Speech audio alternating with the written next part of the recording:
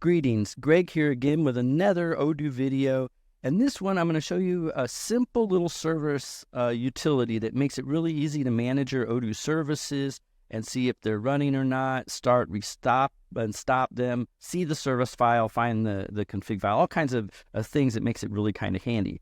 I'm going to give it away for free. There'll be a link in the description. All I really ask is you click like, click subscribe, and please leave a comment down below of how the things that you're using Odoo for or what you would like to most see in an upcoming video regarding Odoo and how I could help you with Odoo.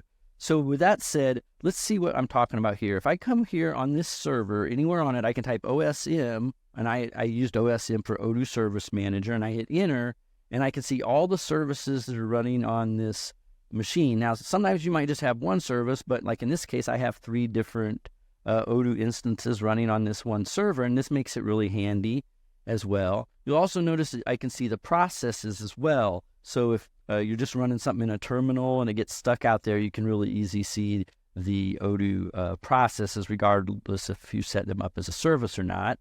If you click the number here and say I'll go like to 2, you'll notice that you get the full service, the path to the service file, which we can click and open here.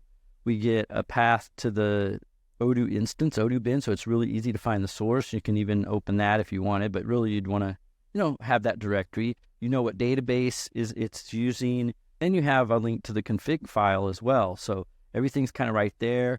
I have a L to view the logs and a V to view the service files. You can start, stop, restart the service, that kind of thing. So it's really handy. Like I said, I'm going to have a link down below for it.